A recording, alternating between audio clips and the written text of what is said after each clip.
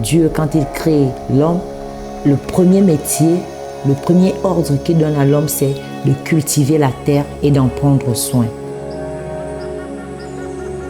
Et moi, je me dis, travailler pour la conservation, c'est vraiment le premier métier que Dieu nous a confié et c'est répondre à cet ordre divin. Et c'est vraiment un plaisir, un honneur d'être là-dedans, de faire ce que Dieu attend de nous.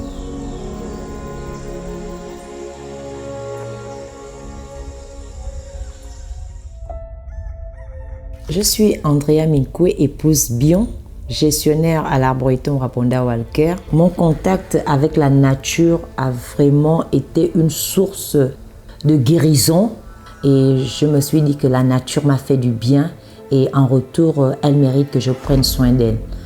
C'est ce qui m'a vraiment convaincue de faire partie de tout ce monde qui défend la nature. Mes missions consistent de manière générale à défendre la nature, lutter contre l'occupation illicite, promouvoir le développement touristique et bien d'autres choses.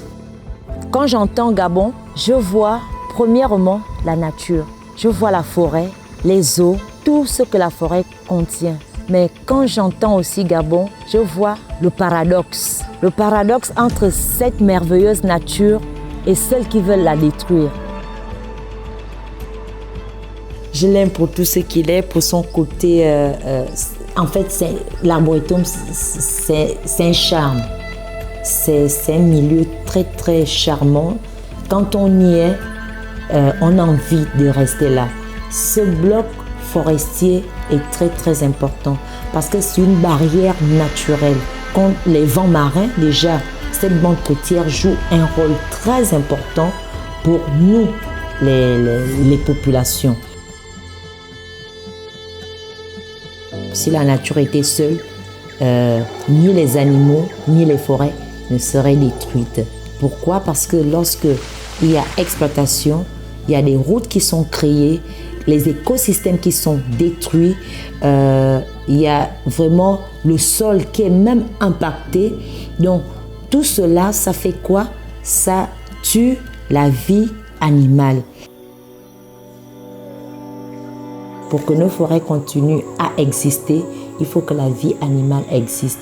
Et pour que la vie animale soit toujours présente, nous devons régler nos comportements. Mais c'est en changeant notre mentalité. Déjà, de un, si on détruit tout, nous-mêmes nous sommes détruits en fin de compte. Donc, protéger la nature, pour nous, ce n'est plus une nécessité, mais je dirais une obligation vitale. Et nous le faisons non seulement d'abord pour nous-mêmes, mais nous le faisons pour toute l'humanité. La nature, c'est moi. Et moi, c'est la nature. Encore que moi, je peux partir, mais la nature va toujours rester.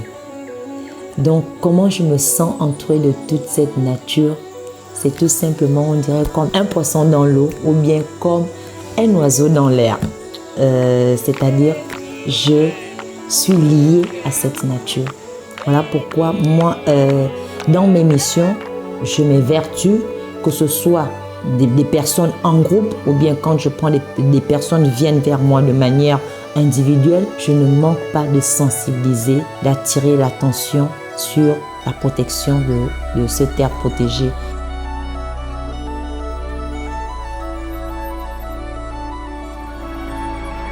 Tout sacrifice amène un retour.